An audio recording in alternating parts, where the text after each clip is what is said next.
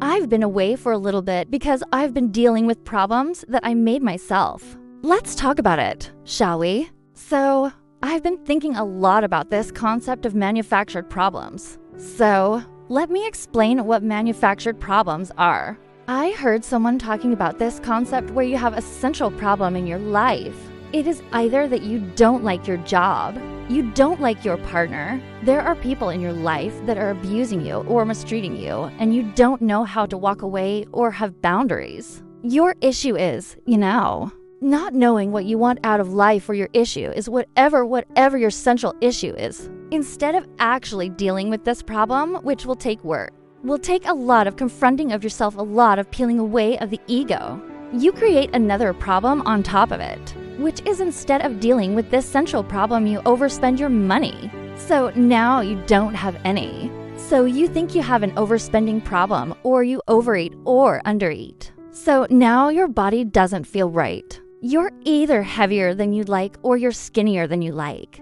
Or you don't have enough energy, and that's your problem, or it turns to addiction. And you turn to substance, and that's your problem. And there's a beautiful line from the film Beautiful Boy, and Beautiful Boy is a movie about a boy who has a drug addiction, and he's standing in front of this room, and he's telling this story. And he says, "What's your problem?" And he says, "I'm a drug addict." And he says, "No, that's the way you've been fixing your problem. What's your actual problem?" And that's when he realized that he had a deeper emotional reason as to why he was chasing after substance. But this idea of manufactured problems is that we're too scared, or we're too headstrong, or we're too ego-driven to look at this problem, which is the actual thing that is bringing us misery and suffering, and look at it and change it. Instead, we create another problem on top of it. So it's like, oh, I can't deal with this because, I'm tired. I'm miserable. I didn't sleep enough. I can't because I have this problem, right? And creating this problem is 100% the reason why most people have a victim mentality. Because it's like this problem could be solved. It's just going to take a lot of work. But then you put another problem on top of it. So now 1, you don't have to deal with this problem. And number 2, you don't have to deal with this problem. So now you just have problem on problem on problem on problem gathering up in your life.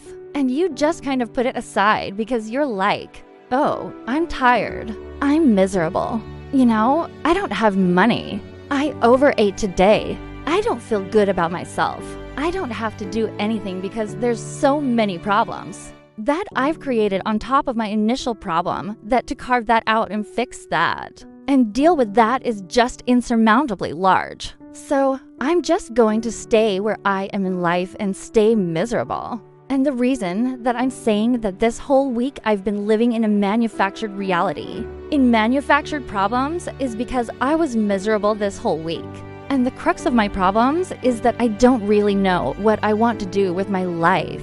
And I'm incredibly scared for my future. That's my problem. That's 100% my centralized issue. If I knew what I wanted to do with my life, and I felt strongly and passionate about the path that I'm walking, I'd be fine. But I don't know how to deal with that. I don't know how to make a decision on what I should do or where I should go. I've done 101 job quizzes to try and figure out what field I should go into.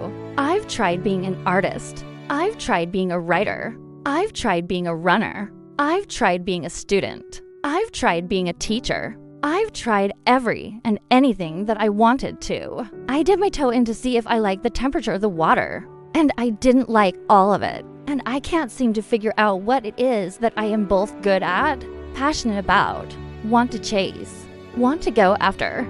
I just don't feel it.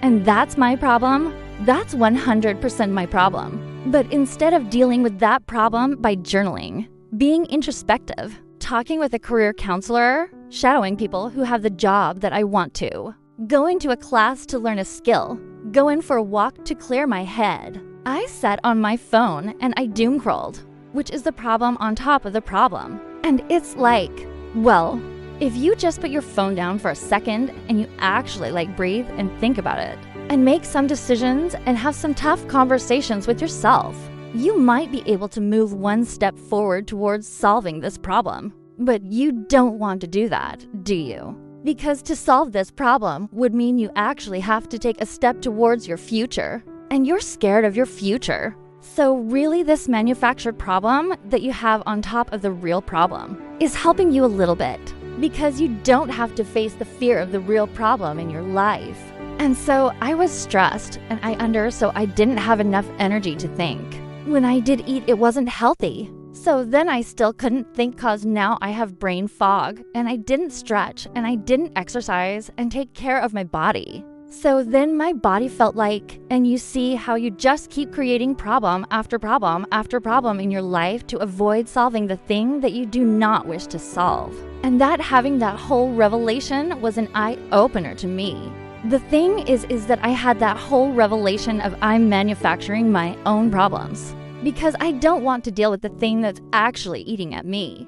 And when I had that revelation, I was literally doom scrolling, watching like freaking videos on Instagram. And that thought ran across my head. That whole thought process ran across my head. And when I turned off my phone and I went to sleep and I woke up and I had a good breakfast. And I had to face a lot of the things that I didn't want to face, which is that I feel lost. And I feel scared and I feel confused in life. And facing that feeling is going to get you one step towards a solution. But it's also terrifying beyond measure, because you have to be so completely honest with yourself to actually solve the big problems in your life that it feels like doing surgery on yourself. It really does.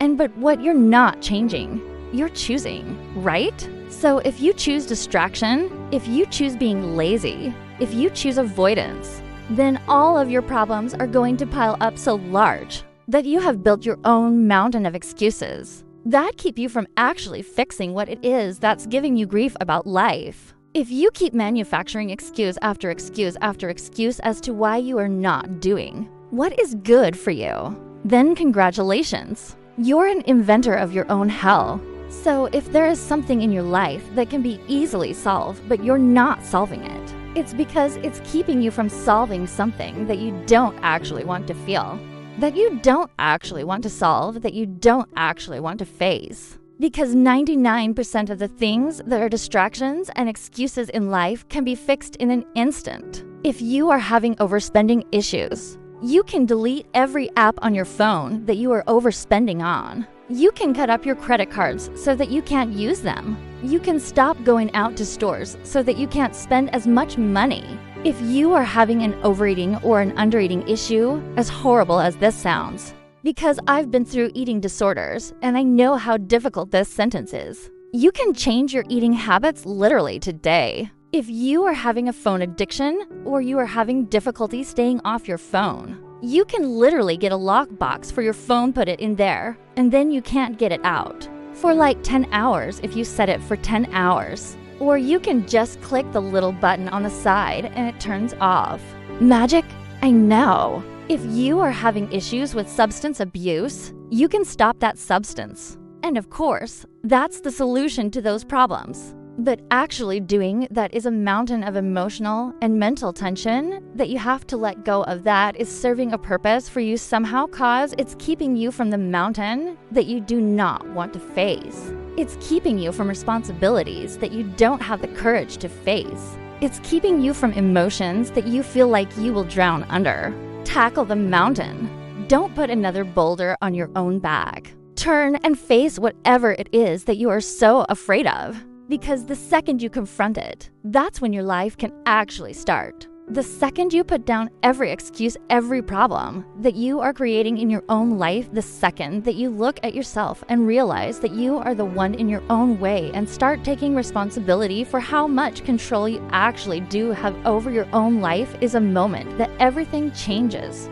And this week I have been stuck in a whiny, irresponsible, negative, pessimistic headspace, convinced that I was addicted to my phone and that I couldn't put down everything in my life that is holding me back.